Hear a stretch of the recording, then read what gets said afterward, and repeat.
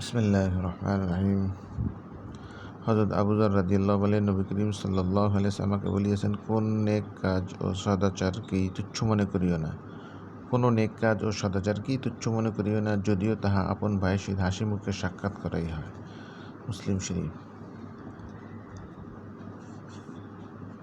হযরত আবু হুরায়রা রাদিয়াল্লাহু হতে বর্ণিত যে রাসূলুল্লাহ সাল্লাল্লাহু আলাইহি ওয়াসাল্লাম বলিয়েছেন, মানুষের শরীরে প্রতিটি জোড়ার বিনিময়ে একটি করিয়া সৎকার করা কর্তব্য, আর ইহা সূর্য উদিত হয় এমন প্রতিটি দিনের কর্তব্য। দুইজনের মাঝে ইনসাফ করা একটি সদকা, সওয়ারিতে উঠিবার ব্যাপারে কিংবা সওয়ারির উপর সামান উঠাইবার ব্যাপারে কাহাকে সাহায্য করে একটি সৎকা, উত্তম কথাও একটি সৎকা, এমনকি নামাজের যাইবার পথে প্রতিটি পদক্ষেপও একটি সৎকা, এবং পথের কষ্টদায়ক জিনিস সরানো একটি সৎকা। বুখারী মুসলিম শরীফ।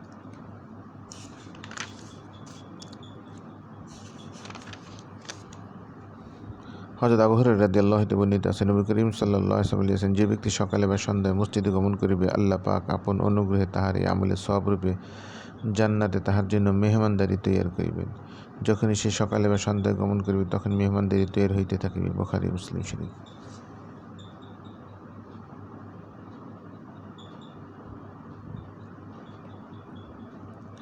হযরত আবু হুরায়রা রাদিয়াল্লাহু হতে বর্ণিত যে রাসূলুল্লাহ সাল্লাল্লাহু আলাইহি ওয়াসাল্লাম বলেছেন, হে মুসলিম নারীগণ, কোনো প্রতিবেশিনী যেন আপন প্রতিবেশিনীর জন্য সামান্য হাদিয়াকে তুচ্ছ মনে না করে, হোক না তাহা বকরির সামান্য একটি খুর বা পায়া।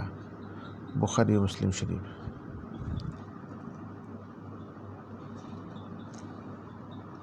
হযরত আবু হুরায়রা রাদিয়াল্লাহু হতে বর্ণিত আছে, নবী করিম সাল্লাল্লাহু আলাইহি ওয়াসাল্লাম বলেছেন, ঈমানের শাখা হইল ৭০ কিংবা ৬০ কিছু বেশি।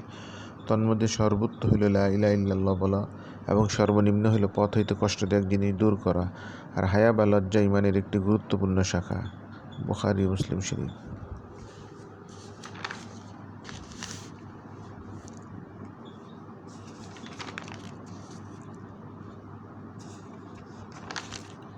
হযরত আবু হুরায়রা রাদিয়াল্লাহু হতে বর্ণিত আছে যে রাসূলুল্লাহ সাল্লাল্লাহু আলাইহি ওয়াসাল্লাম বলিয়াছেন, এক লোক কোনো এক পথে চলিতেছিল, এমন সময় তাহার ভীষণ পিপাসা হইল।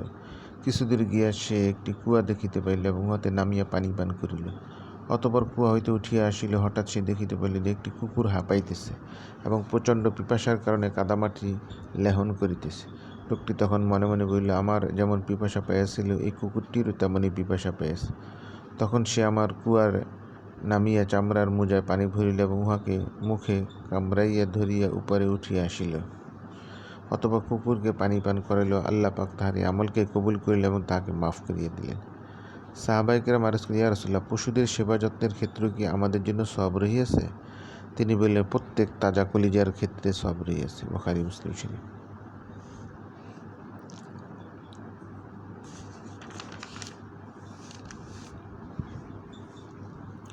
হযরত আবু হুরায়রা রাদিয়াল্লাহু হতে বর্ণিত, নবী করিম সাল্লাল্লাহু আলাইহি ওয়াসাল্লাম বলেছেন, এক লোককে আমি জান্নাতে আনন্দ ভোগ করিতে দেখিয়াছি, কেননা সে রাস্তা হইতে একটি গাছ কাটিয়া ফেলিয়াছিল, যাহা পথ চলাচলকারী মুসলমানদেরকে কষ্ট দিতেছিল। বুখারী মুসলিম শরীফ।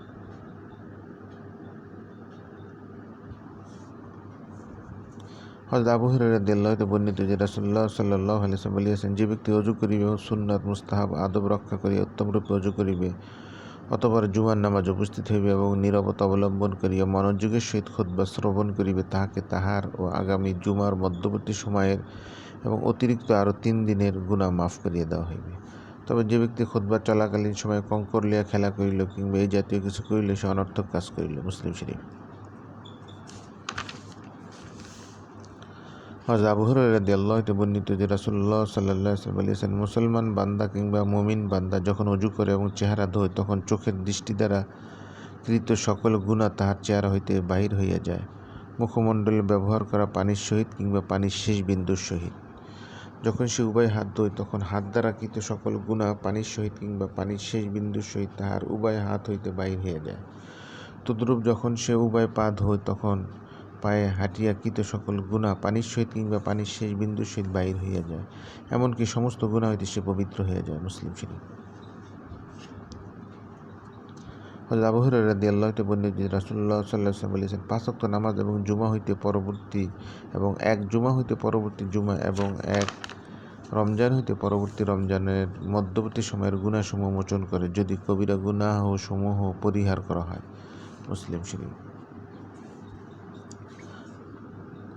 হযরত আবু হুরায়রা রাদিয়াল্লাহু হতে বর্ণিত আছে যে রাসূলুল্লাহ সাল্লাল্লাহু আলাইহি ওয়াসাল্লাম বলিয়েছেন, তোমাদেরকে কি এমন আমল বাতলাইব না যাহা দ্বারা আল্লাহ পাক গুনাহ লিপিবদ্ধকারী ফেরেশতাগণের কিতাব হইতে তোমাদের গুনাহসমূহ মুছিয়া দিবেন এবং উহা দ্বারা জান্নাতে তোমাদের দরজা বুলন্দ করিবেন। সকলে আরজ করি, ইয়া রাসূলুল্লাহ, অবশ্যই বলুন। তিনি বললেন, বিভিন্ন কষ্টের মুখেও পূর্ণাঙ্গ রূপে ওযু করা এবং মসজিদ অভিমুখে অধিক পদক্ষেপ করা এবং নামাজের পর পরবর্তী নামাজের প্রতীক্ষা করা, ইহাই হইল রিবাত বা শত্রুর বিরুদ্ধে পহারা। মুসলিম শরীফ।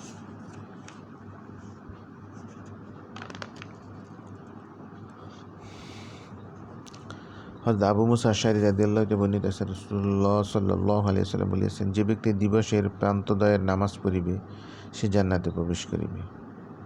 বুখারী মুসলিম শরীফ। প্রান্তদয় অর্থ ফজর ও আসর, এই দুই ওয়াক্তের নামাজকে বিশেষভাবে উল্লেখ করিবার কারণে যে ফজর হইল মিষ্টি ঘুমের সময় এবং আসর হইল দিনের শেষ কর্মব্যস্ততার সময়। তাই এই দুই সময়ে ইহতিমামের সহিত নামাজ পড়া প্রমাণ করে যে তাহার অন্তরে ইবাদতের প্রতি মোহাব্বত, আল্লাহর হুকুমের প্রতি আজমত এবং নামাজের প্রতি আগ্রহে ভরপুর। সুতরাং এমন ব্যক্তি যে অন্যান্য ওয়াক্তের নামাজ আরও বেশি ইহতিমামের সহিত পড়িবে, ইহা তো বলাই বাহুল্য। কোনো কোনো মতের প্রান্তদয়ের নামাজ দ্বারা ফজর ও এশা উদ্দেশ্য, সেই হিসেবে এশাকে বিশেষভাবে উল্লেখ করিবার কারণে যে তখন ঘুমের চাপ থাকে এবং কর্মক্লান্তির কারণে শরীর মন বিশ্রামের প্রতি উন্মুক্ত থাকে, ফলে তখন নামাজ পড়া, বিশেষত মসজিদে গিয়ে জামাতের সেই নামাজ পড়া বেশ কষ্টকর মনে হয়। হযরত আবু মুসা আশআরী রাদিয়াল্লাহু আনহু বর্ণিত আছে যে রাসূলুল্লাহ সাল্লাল্লাহু আলাইহি ওয়াসাল্লাম বলিয়েছেন, বান্দা যখন অসুস্থ হয় কিংবা সফরও করে, তখন সুস্থ মুকিম অবস্থায় সে যে আমল করিত উহার অনুরূপ আমল তাহার জন্য লেখা হয়। বুখারী শরীফ। হযরত জাবের রাদিয়াল্লাহু আনহু বর্ণিত আছে, রাসূলুল্লাহ সাল্লাল্লাহু আলাইহি ওয়াসাল্লাম বলিয়েছেন, প্রতিটি নেক আমলই সদকা। বুখারী মুসলিম শরীফ।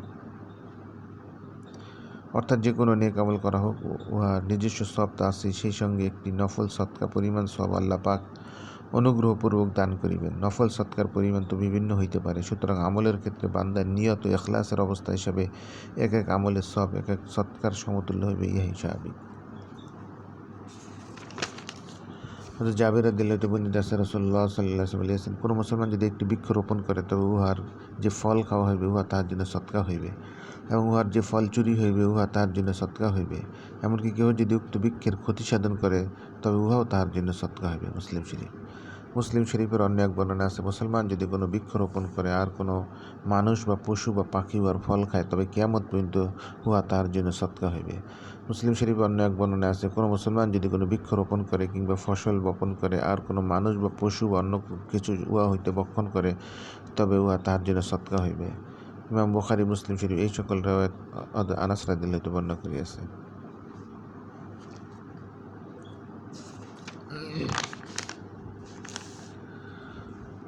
হযরত জাবের রাদিয়াল্লাহু বলেন, আনসারী গোত্র বনু সালিমা একবার মসজিদের নিকটে তাহাদের সহিত বসতি স্থাপনের ইচ্ছা করিল। রাসূলুল্লাহ সাল্লাল্লাহু আলাইহি ওয়াসাল্লাম ইহা জানিতে পারিয়া তাহাদিগকে বললেন, আমি জানিতে পারিলাম যে তোমরা মসজিদের নিকটবর্তী স্থানে স্থানান্তরিত হইতে চাহিতেছ। তাহারা আরজ করিল, জি হ্যাঁ ইয়া রাসূলাল্লাহ, আমরা এরূপ ইচ্ছা করিয়াছি। তখন তিনি বললেন, হে বনী সালিমার লোক সকল, আপন বস্তিতেই থাকো, তোমাদের পদক্ষেপসমূহ লেখা হইবে। আপন বস্তিতেই থাকো, তোমাদের পদক্ষেপসমূহ লেখা হইবে। এক বর্ণনা আছে, প্রতিটি পদক্ষেপের পরিবর্তে একটি মর্যাদা লাভ হইবে।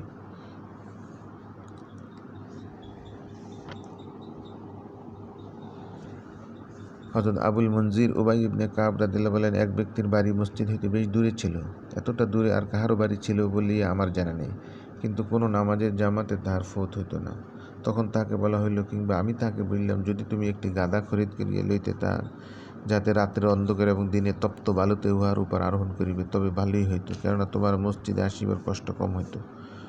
লোকটি বলিয়া, ইহা আমার পছন্দ নয় যে আমার ঘর মসজিদ সংলগ্ন হইবে, বরং আমি চাই যে মসজিদে আমার আসা এবং ঘরে ফিরিয়া যাওয়া আমার আমলনামায় যেন লেখা হয়। রাসূলুল্লাহ সাল্লাল্লাহু আলাইহি ওয়াসাল্লাম ইহা শুনিয়া বললেন, নিয়তের বিশুদ্ধতা ইখলাসের কারণে আল্লাহ পাক তোমার জন্য ওই সমস্ত আমল জমা করিয়াছেন। মুসলিম শরীফ। অন্য বর্ণনায় আছে, তুমি আল্লাহর হস্তে যে আমল করিয়াছ, আল্লাহর নিকট তুমি উহার আজর ও সওয়াব পাইবে।